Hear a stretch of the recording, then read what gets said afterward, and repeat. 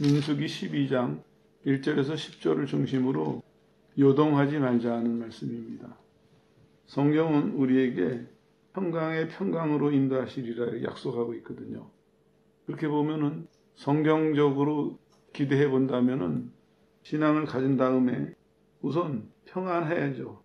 평안하고 평안을 바탕으로 안정되고 그리고 규모가 있고 결국에는 번영하는 이게 성경의 약속이고 또 하나님의 역사예요.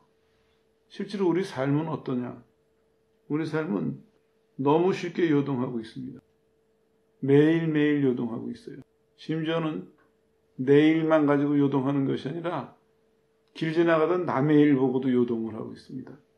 그러니까 어떤 문제가 생겨나냐면 하나님이 성경에 말씀하신 것과 우리의 삶이 전혀 어울리지가 않는 거예요.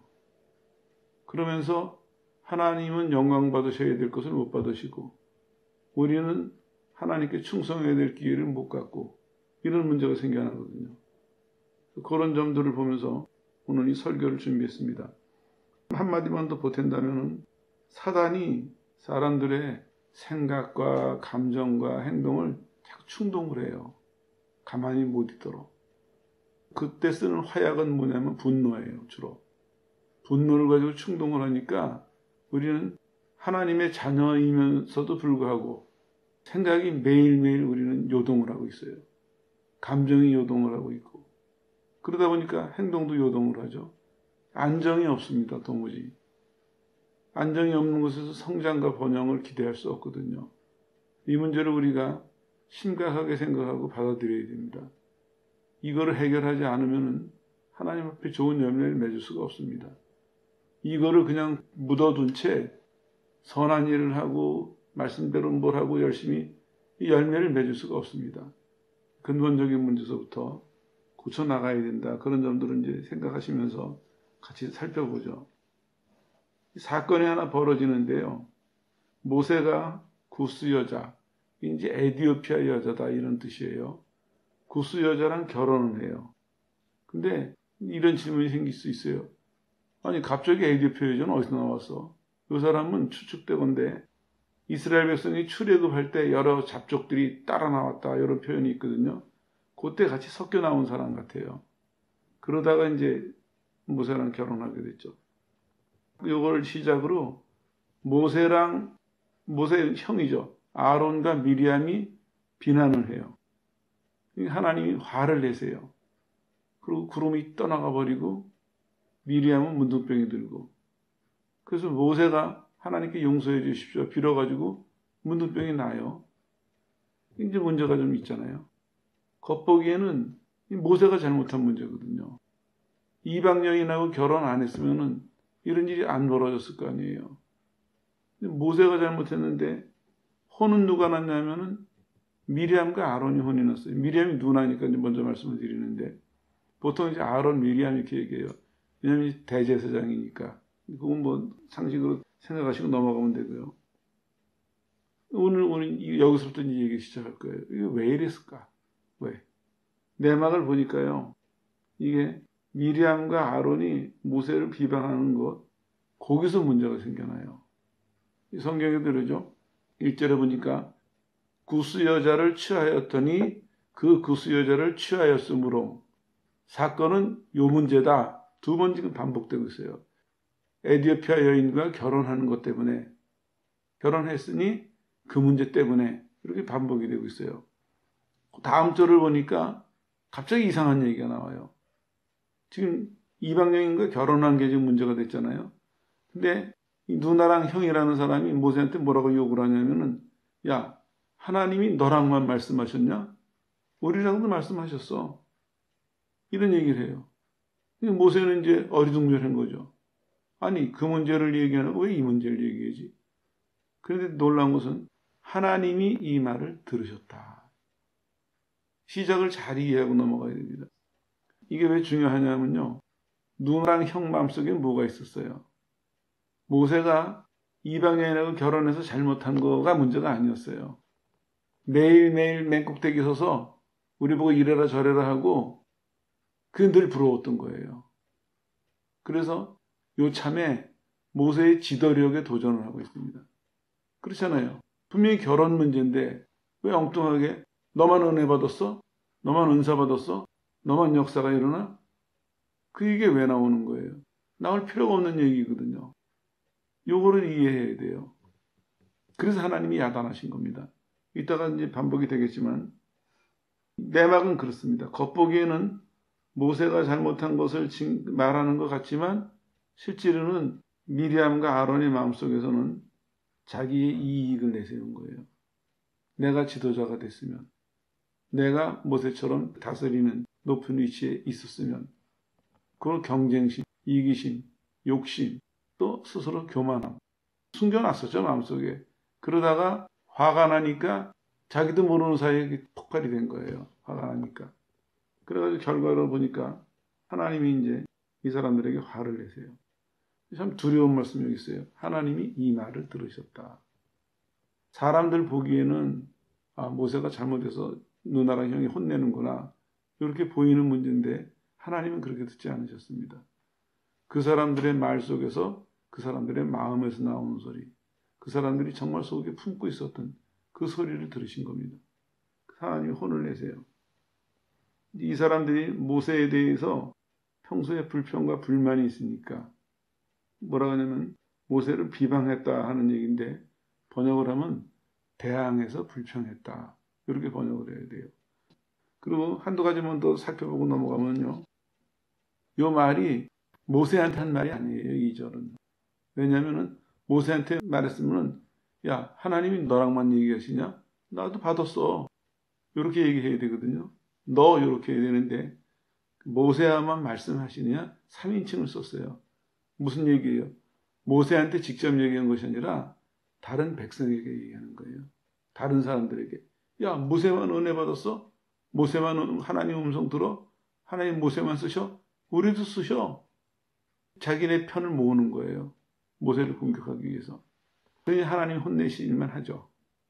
그 사람들이 평상시 갖고 있는 그 마음도 혼날 마음이지만 그런 마음이 있으니까 지금 문제가 생겼을 때 이 말을 가지고 사람들을 부추겨요.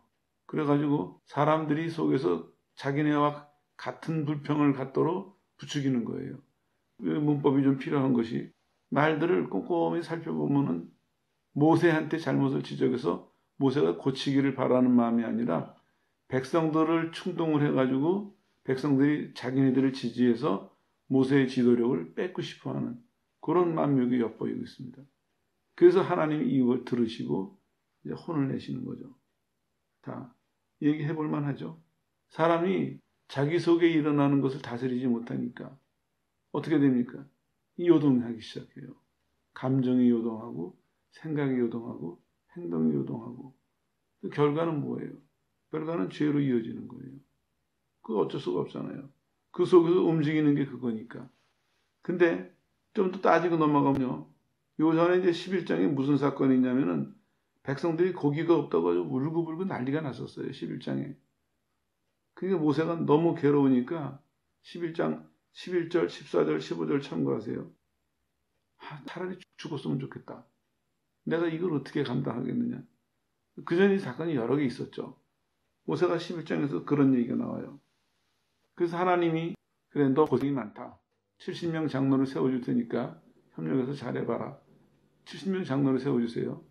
백성들이 울고불고 원망할 때랑 모세가 너무 힘들어서 차라리 내가 죽는 게 낫지 할 때랑 70명 장로들을 뽑아서 모세를 돕게 하실 때랑 이 두 사람은 안 나타났어요. 없어요. 무슨 말이냐면요. 이스라엘이 하나님이 맡기신 일이 어려움에 처했을 때는 그건 나눠주려고 하지 않았어요. 그때는 싹 숨었어요. 그러다가 뭔가 자기네가 유리한 입장 그리고 자기네가 원하는 것을 이룰 것 같은 그런 좋은 기회가 오니까 나서가지고 막 사람들을 부추겨서 모세를 무너뜨리려고 하는 모세를 쓰러뜨리려고 하는 이런 행동을 하고 있는 거예요. 딱 이유는 하나예요.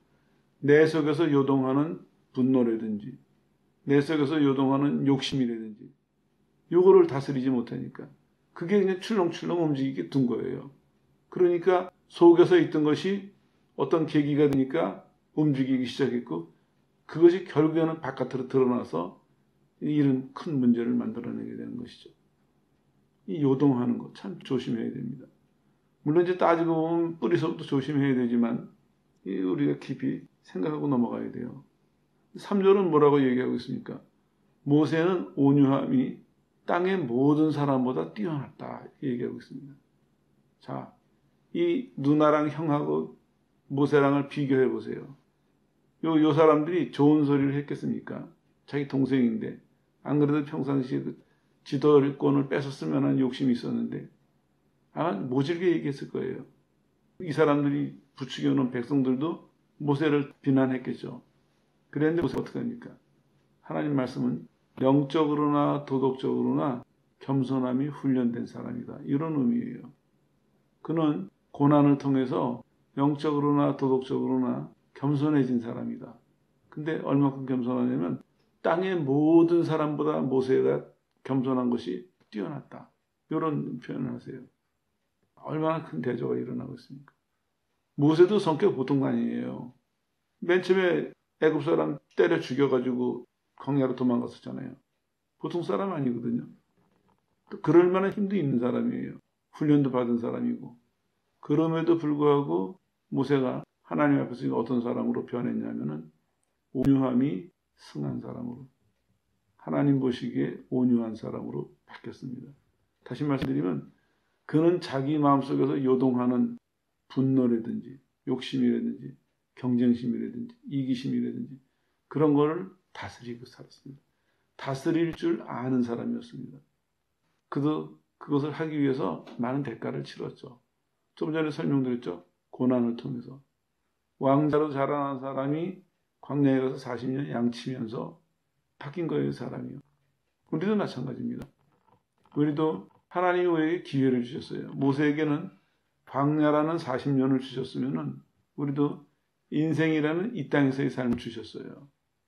그걸 통해서 우리가 나중에 하나님 평가 앞에 설 때 어떤 평가를 받느냐 이겁니다. 크게로는 그 얘기고요. 작게로는 우리가 오늘 살아가면서 하나님이 우리를 평가하신다는 거예요. 여기서도 그렇잖아요. 아론과 미리암은 하나님을 위한 것 같았는데 실은 자기를 위한 거였습니다. 그래서 이 사람들은 쉽게 분노했어요. 자기가 경쟁심이 있으니까, 자기가 뭔가 이기심이, 욕심이 있으니까 모세를 보고 쉽게 분노했어요. 따지고 보면 죄가 이런 죄예요. 모세는 이방인과 결혼하지 말라는 계율을 어겼다면 이 사람들이 지금 뭐 하냐면 하나님 자리에 올라가서 하나님 역할을 한 거예요. 모세를 심판해 버린 거예요. 어느 죄가 큽니까? 이 사람들 죄가 훨씬 크죠. 그러니까 하나님이 이 사건을 통해서 모세를 혼내신 것이 아니라 이 사람들을 혼내셨고 여기 보면은 비방했다 하는 단어가 여성형으로 쓰였어요. 무슨 것을 암시하냐면 아론보다 미리암이 더 적극적으로 주동적이었다. 모세를 비방하는데 이렇게 이해할 수 있습니다. 그래서 미리암이 문둥병이 든 겁니다. 얼마나 하나님이 분노하셨으면 문둥병이 들게 하셨어요. 구약에서의 문둥병은 저주의 의미도 포함되어 있어요. 왜냐하면 문둥병이 걸리면은 사람들 사는 데서 같이 못 살아요. 전염시킬까 봐. 쫓겨나야 돼요.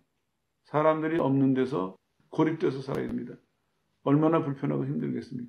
그리고 이게 발전돼 가지고 나중에는 동네도 못 들어와요. 동네도 빙 돌아서 지나가야 되고 나병 환자들이 있을 때 사람이 지나가면은 부정하다 소리 질러서 자기한테 가까이 못 오게 만들어야 돼요. 이만큼 차별 대우를 받거든요. 그 왜 그러냐? 이 사람들 생각에는 문둥병은 하나님의 저주다. 하나님이 정말 못된 죄를 진 사람에게 내시는 저주다. 이렇게 이해하기 시작했거든요. 미리암에게 딱 고병이 든 것이죠. 그걸 보면서 깨닫는 것이 하나님 평가하시는구나. 내가 내 속에 요동하는 것을 다스리지 못한다면 그래서 내 속에 요동하는 것 때문에 내가 가지고 있는 생각, 감정들, 내 말과 행동들 그거를 문제는 하나님이 평가하시고 거기에 적절한 결과를 주신다. 이것 때문에 이제 우리가 조심을 해야 되는 거예요. 그리고 하나님께서 이렇게 말씀을 하세요.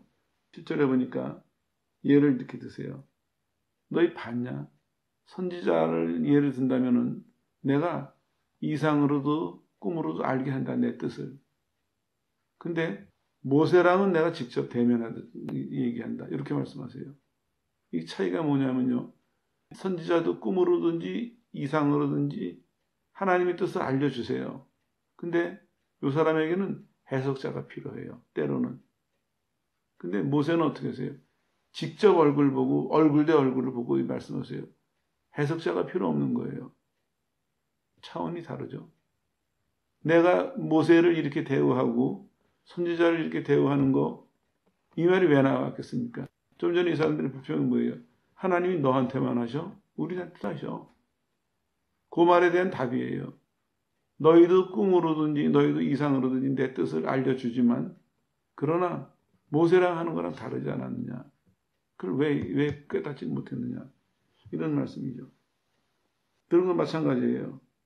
선지자나 이런 사람들에게는 은밀하게 하시지만 하나님 모세한테는 공개적으로 말씀하셨어요. 다. 그 사람들은 은밀하게 자기네들이 하나님의 그 조용한 시간에 은밀하게 받았는데 모세한테는 온 이스라엘이 보는 앞에서 말씀하시고 온 이스라엘이 보는 앞에서 역사하신 거예요. 왜 그러겠습니까? 내가 쓰는 사람이다. 내가 이 모세를 통해서 지금 너희를 인도하고 있다. 이걸 증명하시려고. 이게 다른 겁니다. 그리고 모세에게는 하나님의 형상을 보는 전인격적인 교제하는 그런 것을 상징적으로 하나님의 형상을 보여주셨어요. 그러니까 선지자들이 하나님의 뜻을 알고 하지만 모세에게 하나님의 뜻을 알려주시는 것은 차원이 다른 거거든요. 근데 이 사람들이 마음이 교만하니까, 마음에 욕심이 가득 차니까 그렇게 현격하게 차이가 나는 것도 그것도 구분을 못하고 구분을 못한 건지 안 한 건지는 뭐 경우에 따라 다르겠지만요. 그걸 가지고 이제 모세에게 도전을 했던 것입니다. 다시 반복해서 말씀드리지만 요동하는 것을 다스리지 못하면 이런 문제가 생겨나요. 내가 작게로는 실수하고 실패하고 크게로는 죄를 져서 결국에는 하나님이 진노하시고 징계를 하시는 그런 일까지 생길 수도 있다 하는 것이죠. 그게 다스려야 됩니다. 근데 처음에 말씀드린 것처럼 좀 염려가 되는 게 사람들이 너무나 요동을 해요. 너무나. 세상에서도요. 너무 쉽게 분노하거나 마음이 이렇게 요동하는 사람을 보면요. 미성숙한 사람, 인격이 미성숙한 사람 이렇게 평가하거든요. 교회에서는 어떻게 할까요? 하나님 앞에 덕을 못 세우는 사람 이렇게 평가하겠죠. 세상에서 저 사람 인격이 좀 모자라 이렇게 평가받는 것보다 하나님 교회에서 그 사람은 하나님의 자녀임에도 불구하고 사는 게 덕을 못 세워. 이게 더 무서운 말이에요. 왜냐하면 그 평가가 마지막에 하나님 앞에 쓸 때 그대로 이어질 거거든요. 그래서 오늘 이 얘기는 나는 심각한 마음으로 말씀을 드립니다. 결국에 이제 요동하는 게 문제인데 요동하지 않으려면 어떻게 해야 되냐? 여러분들이 충분히 예측할 수 있는 답이에요. 자기를 살펴야 돼요. 자기를. 하나님을 의식하는 사람은요. 무슨 일을 당했을 때 내 식으로 대응하지 않습니다. 왜냐하면 내가 정말 하나님을 의식하고 산다면 성경이 하나님 앞에서 하나님 얼굴 앞에서 이게 이제 정확하게 번역하면 하나님의 얼굴 앞에서 하는 얘기인데요. 이런 의미예요. 하나님을 의식하고 살아라. 너무너무 쉬운 예로서요. 옛날에 한국은 이런 풍습이 있었어요. 할아버지가 계시면 아버지가 아들을 혼을 못 내요. 할아버지 앞에서는. 할아버지가 이제 안 계실 때 혼낼 일이 있어도 혼을 내죠. 왜냐하면 어른에 대한 예우예요. 사람끼리도 그러는데 하물며 내가 하나님 앞에서 사는 사람이다. 그렇다면은 무슨 일을 당했을 때 내 감정대로 내 생각대로 그걸 다 할 수는 없거든요. 하나님이 계시니까. 내가 하나님 앞에 살고 있으니까. 하나님이 뭐라고 안 하셔도 내가 정말 하나님을 주님으로 인정을 하고 내가 그 하나님 앞에서 살아간다고 마음속에 기억하는 사람이라면은 내 감정대로 반응할 수가 없죠. 그게 하나님에 대한 존경이고 하나님에 대한 충성이거든요. 이유가 하나님이에요. 나랑 직접적으로 관계가 있는 것이지만 그러나 나는 하나님이 주인이시니까 내가 계산하는 것보다 먼저 하나님의 뜻이 무엇인지가 더 중요한 거예요. 그러니까 하나님의 뜻이 분명해지기 전까지는 나는 내 감정을 행동으로 옮기지 않아요. 말하지 않고 드러내지도 않아요. 이게 정상 아니겠어요? 우리는 다 보이지 않게 하나님에게 통제를 받고 살아요. 단어가 좀 나쁜 식으로 표현되는데 하나님이 우리를 좋은 쪽으로도 간섭을 하세요. 그래서 우리가 잘했어도 어떨 때는 화를 못 내게 말리세요. 더 나은 것을 위해서. 아무튼 하나님은 우리한테 어떤 모양으로든지 간섭하시고 그게 이제 하나님의 통치거든요. 아침에 말씀드린 하나님 나라. 정말 내가 하나님의 통치를 받고 있다면은 내가 힘든 상황은 물론이고 내가 유리하고 잘하고 심지어는 내가 손해본 상황에서도 내가 그 사람하고 그 문제로 싸울 수는 없어요.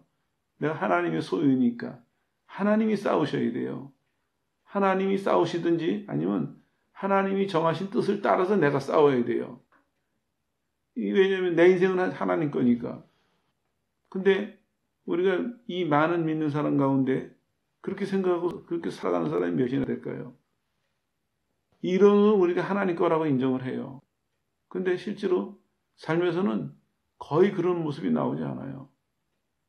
어떻게 살아가느냐? 내 속에 요동하는 대로 살아가요, 우리가. 그래서 오늘 요동하지 말자고 자꾸 다짐을 하고 또 다짐을 해야 돼요. 그러려면 자신을 살펴야 됩니다. 하나님 앞에서. 하나님 앞에서 자신을 살피면요. 그때 뭘 배우냐면은 나를 통제할 수 있고 또 하나님의 뜻을 알 수가 있습니다. 근데 아침에 말씀드린 거랑 연장인데요. 대부분의 사람들이 분노하고 죄 짓는 사람들의 특징이 뭐냐면 자기는 안 봐요. 남만 봐요. 그러니까 하루 종일 화가 나요. 하루 종일 못마땅해요. 얼마나 불행한 인생입니까? 하나님은 십자가에서 우리를 구원해 주셨어요. 죄를 용서해 주시고 하나님 자녀 삼으시고 우리의 자격이나 우리의 노력보다 분에 넘치도록 사랑하시고 축복을 해주세요. 정말 매일매일 소리 지르고 노래를 불러도 부족할 만큼 하나님은 충분하게 우리에게 은혜를 주세요. 복을 주세요. 근데 우리는 어떻게 살아가고 있습니까? 매일매일 우리는 분노하고 살아가고 있어요. 매일매일. 하나님이 보시는 그 삶을 하나님 앞에서 나를 위해서 십자가에서 죽어주신 그 하나님 앞에서 우리는 매일 분노하고 살아가고 있어요. 뭐 믿는 사람이 하나님 때문에 분노하는 사람은 별로 없겠죠. 사람이라도 마찬가지입니다. 하나님이 계시는데 내가 사람 때문에 매일매일 하나님 앞에 분노하고 살아가는 거 그 잘못이에요. 하나님 앞에 해서는 안 될 일이에요. 거기 무슨 변명이 필요하고 무슨 이유가 필요합니까? 하나님 만약에 되물으시면 뭐라고 대답할까요? 내가 너를 용서해주고 내가 너를 사랑하고 널 돌봐주는 그게 부족하더냐? 그게 마음에 안 드냐? 그게 너가 정말 고맙고 감사하다면 오히려 네 마음에 안 드는 사람, 심지어는 너를 괴롭히는 사람, 너에게 손해를 끼치는 그런 사람도 용서할 만큼, 그런 사람도 용서하고 지나갈 만큼 나 너한테 충분하게 은혜와 사랑을 주고 있는데 부족하더냐? 네 마음에 안 드는 게 뭐냐? 하나님 도로 물어보실 거예요. 저는 한번 하나님 앞에 기도하다가 이런 기도를 했어요. 하나님, 나는 불평할 자격이 없습니다. 내 마음대로 안 돼도 내가 원하는 거랑 정반대로 돼도 난 하나님께 불평할 자격이 없습니다. 사실이에요. 내가 뭐 가지고 불평하겠어요? 하나님 나한테 빚지셨어요? 하나님 나한테 잘못하셨어요? 아니에요. 구원을 받은 것은 평생 감사하고 평생 노래해도 안 쉬고 찬송가 중에 이런 찬송가가 있어요. 만입이 내게 있으면 그 입 다 가지고 내 구주 주신 은총을 늘 찬송하겠네. 맞아요.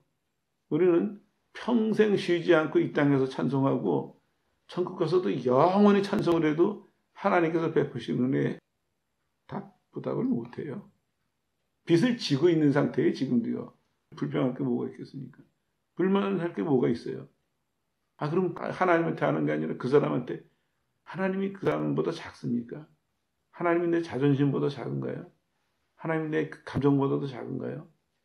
하나님이 정말 감사하고 크신 분이라면은 오히려 그 하나님 때문에 나를 힘들게 하고 나를 괴롭게 하고 그런 것도 그래도 용서하고 넘어갈 수가 있는 거거든요.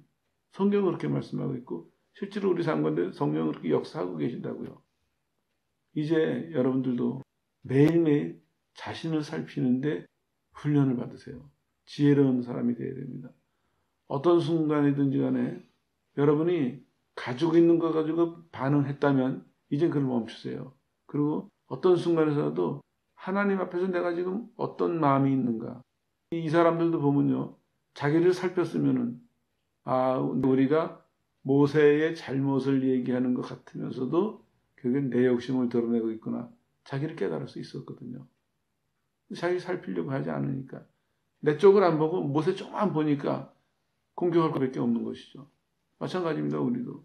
무슨 일을 당했을 때 내가 하나님 앞에서 지금 내 마음속에 뭐가 있나. 내 생각 속에서 뭐가 지금 돌아다니고 있나. 뭐가 나를 요동하고 있나. 그걸 먼저 살피세요. 그리고 그걸 붙드세요. 한번 주기도문할 때 말씀드린 적 있죠. 죄 짓지 않으려고. 내가 지금 무슨 일을 당하는 게 중요한 것이 아니라 내가 이 상황에서도 죄 짓지 말아야 된다. 하나님 앞에. 이게 시험에 들게 마시고 다만 악에서 구하소서 하는 올바른 자세입니다. 하나님이 크신 능력으로 나는 감정대로 살고 하나님은 나를 꼭 지켜주시고 그게 아니에요. 정말 무슨 일을 당하더라도 내가 죄 짓지 않으려고 거기 온 힘을 다해서 붙들어야 돼요. 하나님 내가 어떤 상황에서도 어떠한 조건에서도 죄 짓지 않도록 날 붙들어 주십시오. 그게 그 의미예요. 시험에 들게 마시고 다만 악에서 구하소서. 그럴 때 하나님의 자녀답게 우리는 살아갈 수가 있거든요. 자기를 살펴야 됩니다. 자기를 살피면 이제 뭐가 보이냐면요. 내가 뭐 때문에, 내가 무엇을 위해서 동기랑 목적이 나와요. 내가 왜 분노하는지, 내 마음이, 내 생각이 내가 왜 요동하는지, 내 삶이 왜 이렇게 안정을 못 찾는지 이유와 결과가 나와요. 고치면 돼요. 그건 놔버리면 됩니다. 그 피하면은 뭐가 우리를 맞이하냐면 하나님이 우리에게 주신 안정과 평화가 우리를 맞이해요. 우리가 잊어버린 것이 아니에요. 우리가 하나님이 주신 평안과 안정이 우리는 늘 같이 다니는데 우리가 그쪽을 안 보고 자꾸 다른 쪽만 봐가지고 우리는 이걸 없다고 생각하거나 이걸 사용하지 못하고 있는 거거든요. 살펴보십시오. 자신을 향해 보세요. 그러면은 무엇가 나를 요동시키고 있고 내가 무엇을 위해서 요동하고 있나 동기와 목적이 발견되거든요. 그러면 이제 이기기가 쉽죠. 두 번째로는 겸손히 섬기는 훈련을 받으면 돼요. 하나님께서 모세를 뭐라고 말씀하세요? 그는 내 온 집에 충성됐다. 히브리서에서는 약간 표현이 다른 표현이 나와요. 그는 하나님의 온 집에 사환과 같이 일했다. 같은 모습인데요. 그는 겸손히 섬기는 사람이었습니다. 근데 오늘 우리 믿는 사람들 가운데서도 문제가 뭐냐면은 예수님의 제자가 아니에요. 다 다윈의 제자들이에요. 진화론자 다윈의. 그 사람들은 펄쩍 뛸 거예요. 우리가 왜 다윈의 진화론을 신봉하냐? 신봉해요. 그건 삶에서 나타나요. 다윈의 진화론은 무엇을 바탕으로 했냐면 적자생존론이에요. 약육 강식. 강한 자가 약한 자를 잡아먹고 살아난다는 얘기거든요. 그게 다윈의 진화론을 바탕하고 있는 받침돌이에요. 거기에 사람들이 다 영향을 입은 것 같아요. 그 믿는 사람들이 세상을 살아갈 때 보면은 짐은 죽는다예요. 그러니까 안 지려고 모르겠어요. 안 죽으려고 그런다고 변명할지 모르겠지만 주님 뭐라 그러셨어요? 나와 내 나라를 위해서 죽고자 하는 자는 살 것이고 영원히 살 것이고 살고자 하는 자는 생명을 잃을 것이다. 주님의 가르침하고는 다르죠. 주님은 하나님과 하나님 나라를 위해서 목숨을 내놓으셨어요. 그 하나님이 모든 이름 위에 높이셨어요. 모든 이들을 심판할 권한을 주셨어요. 그리고 우리한테 말씀하세요. 나와 내 나라를 위해서 다 잃어버리는 자는 내 나라가 임할 때 풍성하게 너희들에게 주리라. 변함없는 약속입니다. 그게 어디서부터냐? 모세는 겸손히 하나님을 섬기기 시작했습니다. 우리도 마찬가지입니다. 아까도 말씀드렸는데 우리에게 주어진 인생이라는 이 기회, 시간도 좋고 사건도 좋아요. 그걸 어떻게 써야 되냐면 우리는 섬기는 사람으로 이 기회를 사용해야 됩니다. 매 사건마다, 매 순간마다 섬기는 사람으로 훈련돼야 돼요. 간단해요. 왜 간단하냐면요. 늘 하나님 섬기고 살면 돼요. 내 마음이. 내 생각이 늘 하나님 섬기고 살면 되고, 내 감정이 늘 하나님 섬기고 살면 돼요. 내 행동이 늘 하나님 섬기면 돼요. 그러면 내 관심이 온통 어디에 가 있습니까? 내 힘이 온통 어디가 있어요? 하나님 섬기는 일에 관심이 가 있고 하나님 섬기는 일에 내가 힘을 쏟고 있어요. 그러면 다툴 일이 생겨도 거기다 힘쓸 일이 없어요. 쓸 힘이 없어요. 거기다가. 그것 가지고 골머리를 앓고 스트레스 받고 원한을 쌓아가고 그럴 힘이 없어요. 왜냐? 온 마음을 쏟아서 하나님 섬기는 일에 생각을 쏟아놓고 온 힘을 쏟아놓고 사니까 저쪽에다 쏟아놓을 게 없는 거예요. 얼마나 쉬운 방법입니까? 그래서 예수님 말씀하시는 거예요. 내 힘을 다하고 마음을 다하고 뜻을 다하고 목숨을 다해서 하나님 사랑해라. 그런 방식으로 이웃을 사랑해라. 힘을 이쪽에다 쏟아라. 말씀하신 거예요. 그쪽에다 쏟으면 돼요. 간단하죠. 하나님 섬기라 그랬더니 여러분 고민 생기실지 모르겠어요. 말은 틀린 말 아닌데 하나님 섬기려면 뭘 배워야 되고 뭘 해야 되나? 아니에요. 그냥 마음과 힘을 하나님 사랑하는 데 쏟으세요. 다. 그 대신에 조건이 있어요. 남기지 말고 쏟으셔야 돼요. 그러면은 다른 길로 갈 염려도 없고 다른 반응할 필요도 없고 특히 오늘 주제처럼 요동하지 않고 살 수 있습니다. 성경의 약속입니다. 쉽죠? 이제는 우리가 인생을 다시 이해해야 되겠습니다. 어떻게 이해해야 되냐면 하나님이 나한테 인생이라는 시간을 주셨구나. 인생이라는 기회를 주셨구나. 난 이 기회를 이제는 하나님 자녀가 됐으니까 이 기회를 하나님의 은혜 속에서 평강의 평강으로 살아갈 것이고 그 평안한 가운데 안정이 되고 번영하게 되고 열매를 맺어서 하나님께 영광을 돌려야 되겠다. 마지막 날 하나님께 내가 크게 칭찬을 듣고 하나님 기뻐하시는 그런 모습으로 마지막 날을 맞이해야 되겠다.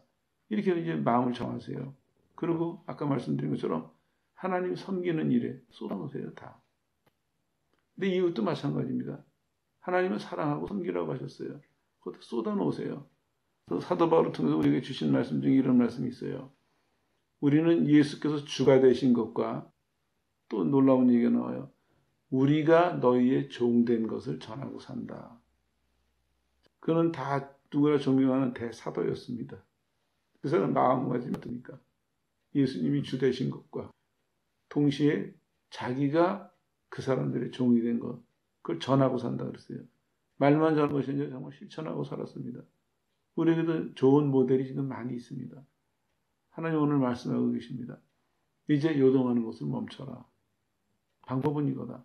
그리고 이제는 요동하지 말고 오히려 내가 약속한 것처럼, 내가 계획한 것처럼 평안 속에서 번영을 이루어서 나한테 기쁨을 다오, 나한테 영광을 돌려라 말씀하고 있습니다.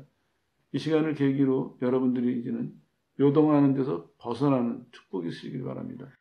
요동에서 벗어나서 여러분들의 마음의 안정이 되고 삶의 안정이 돼서 시간이 갈수록 여러분들의 삶의 열매들이 하나님 보시기 정말 아름다운 열매들이 풍성하게 맺히는 그런 복된 성도들 되시기를 예수 이름으로 축원합니다.